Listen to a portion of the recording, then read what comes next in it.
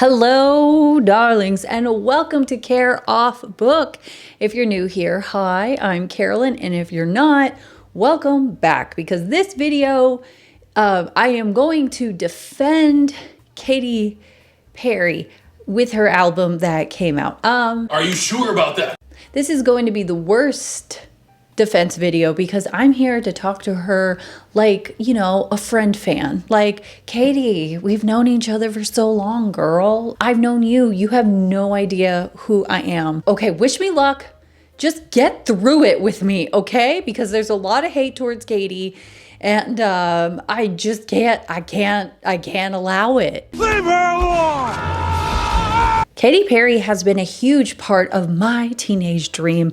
I've always loved the theatrical flair she brings to her music, but after listening to 143, there's a lot we need to talk about. 143 may not have hit the mark with critics or fans, but as someone who's been on this journey with her from the rebellious beats of I Kissed a Girl to empowering daisies, I'm not ready to throw in the towel just yet.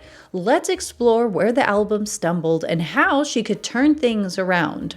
Rolling Stone's harsh 1.5-star rating labeled 143 as bland and confused, a sentiment echoed by many who felt the album lacked the bold energy that pop demands today. Fans and critics alike have been left underwhelmed, noting it falls short in delivering anything innovative or exciting, compared to the cutting-edge sounds of Charli XCX and Sabrina Carpenter.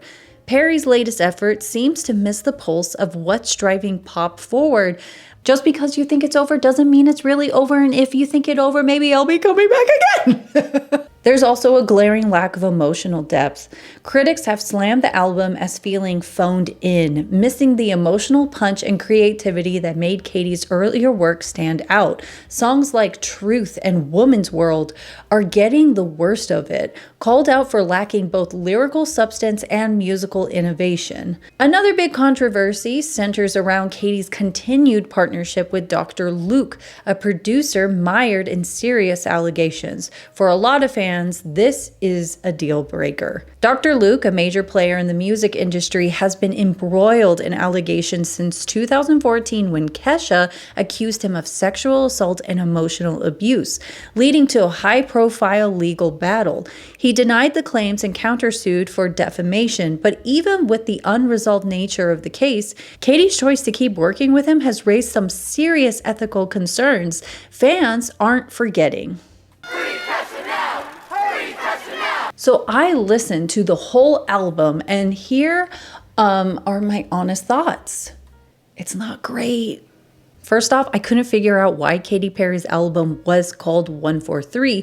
A quick Google search told me it's supposed to mean I love you. But then I heard her mention in an interview that she sold 143,000 albums, and now I'm just confused. Is it a love letter or a sales figure flex? Once 143 was kind of coming to me very much a lot. I was like, 143 million records. Okay, cool. Things anymore. Oh, shit. Having sold now over 143 million units worldwide. There's the angels. I am that girl that loves kind of my angel numbers.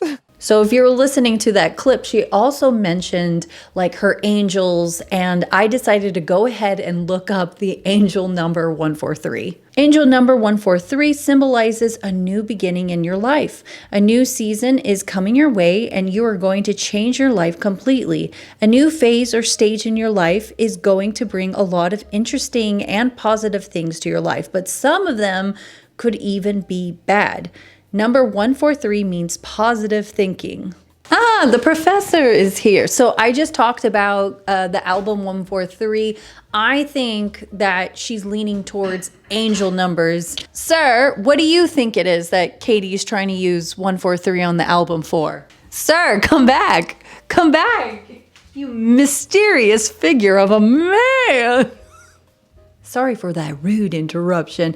Okay, back to the album. I think that 143 is not the greatest title. They should have just done Lifetimes. Some of the songs I felt repetitive to me. Gorgeous and Gimme Gimme were both all about feeling yourself, but honestly, they practically had the same lyrics.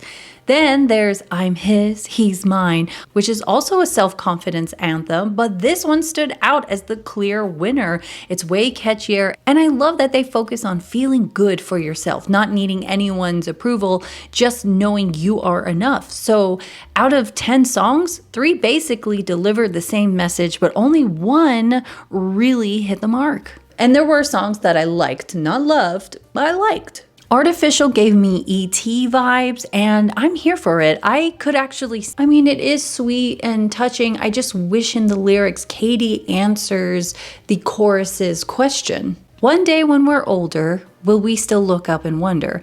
It feels like it was written specifically for Daisy, and while that's beautiful, it also made me feel like I was intruding on a personal moment rather than experiencing a song meant for everyone. Then there's songs that will not be on the replay list. Woman's World, was a letdown. Yeah, I'm just gonna stay angry. I find that relaxes me. And don't worry, I'll get to the music videos later, but let's talk about Truth. This one really threw me off. It had me questioning, well, hold on here, who's cheating? Is it Orlando or Russell? Like, what's going on here? It just felt so out of place. Same with the song Crush. Both tracks seemed to like come out of nowhere, and it didn't really fit with the tone of the album. Oh my gosh, Nirvana. Now, I couldn't unhear this. Dancing in the blurry lights. I can't help but think that Will Ferrell did it better in Eurovision. By the way, that movie, recommended. I loved it. And the music in it is great. Did Katy copy Will? To be fair, there are definitely songs I love on this album. I'm His, He's Mine, which I've already mentioned is a standout. I'm also really into Lifetimes and All the Love. These tracks definitely hit the right notes for me. All the Love is my favorite song, by the way. That is, if you're not going to listen to the album, please listen to that track, especially if you love the 2010s, like party era. Even the beginning of the song reminds me of, oh my gosh, was it Owl City? Where it's like, when can I see you again? Like that sound. So when it started, I was like, oh my gosh, I'm in my early 20s again. I'm here to live. Look at me! I'm acting young! Wow! This ain't so bad. But the lyrics in it, just especially with this moment in my life, I was just like, best song, best song. Like, I love it when Katy has more of her purposeful pop, and I wish that they've made that into a music video. Wait, speaking of music videos, there are currently 3 from this album. When it comes to Katy Perry, I love her videos because they're always so theatrical, and the storylines usually take the song to the next level. They add something, not take away from it. So let's break it down. Best video to worst. I'm His, He's Mine was a standout for me because Katy and Doechii look so sexy in the video. I love the fantasy vibe with the skydiving visuals. It was such a cool touch. Katy mentioned that her and Orlando's love language is adventure. It feels like a fun nod to their relationship. Honestly, I thought it was Orlando at the start of the video, but no, it wasn't. The futuristic visuals Katy's been leaning into work perfectly here.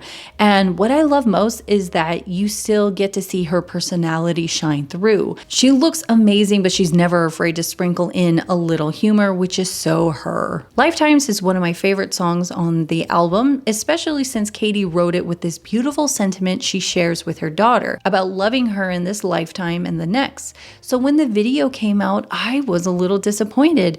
Yes, it's a dance song, and don't get me wrong, Katy looked amazing, especially with those shots of her around Spain. Her butt looked incredible. But the concept didn't match the depth of the song. I was hoping for something that captured more of the emotional meaning behind it. Let's go into my dream world. If I was working with Katy, I have 2 directions that I can see it going. First idea, a video showing the evolution of iconic lovers like Romeo and Juliet, Guinevere and Lancelot, or even Han and Leia.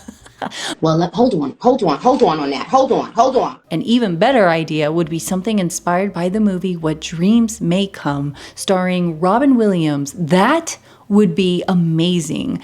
In case you don't know, What Dreams May Come is about Chris Nielsen, who dies and ends up in a beautiful dreamlike afterlife. When his wife Annie takes her own life out of grief, her soul is trapped in a dark, tormenting realm. Against all odds, Chris journeys through hell to rescue her, driven by his deep love and hope for their reunion. Like, excuse me, a little bit of Dante's Inferno. Like, can you see it? Katy is going through hell to rescue her love. The music video would kind of give Hades Town vibes. If you know, you know. But this, I just felt like this was a missed opportunity. Oh no, here we go. Katy Perry's Woman's World music video sparked some serious backlash, and for good reason. It felt like a complete contradiction to the feminist message of the song. Let's talk about why this video missed the mark and left fans frustrated, because they're not wrong. Despite being promoted as an empowering anthem for women, the Woman's World video felt way too focused on the male gaze. Shots of Katy pouring whiskey for women on herself, rocking an American flag bikini, and all those exaggerated slow motion body shots just didn't vibe with the song's message of female empowerment. Instead of celebrating strength, the video seemed to cater more to male viewers than delivering the strong feminist statement the lyrics were aiming for. This video really did break my heart because I was just so excited for her comeback, and then it just felt like a slap in the face. And part of me is like, I get that she was trying to go for satire, but this video, if you watch it, there's almost like there's two parts to it, where the beginning is they're trying to make fun of the typical masculine energy, but having girls, you know, do the things that guys are into, being construction workers. But then the second half, all of a sudden, she gets smashed by an anvil, and then she's a robot. And I did love the Trisha Paytas and her in a monster truck, but it felt like two videos happening at once, and I didn't like either of them. Oh, in the ending of the video, oh my gosh, where the girl's like, "Who are you? I'm Katy Perry." I wish instead of doing that, like, we know who you are, Katy, we love you. I wish instead it's like, "Who are you?" And it's like, "I'm back." But I don't think that would even save the video at all. Even though this album didn't quite hit the mark, I'm still going to listen to Katy Perry and root for her success. I'm all for her evolving as an artist, but what always made me love Katy is that dreamlike fantasy world she creates, one that feels just within reach. Most of her music revolves around love, whether it's love for life, others, or most importantly, yourself.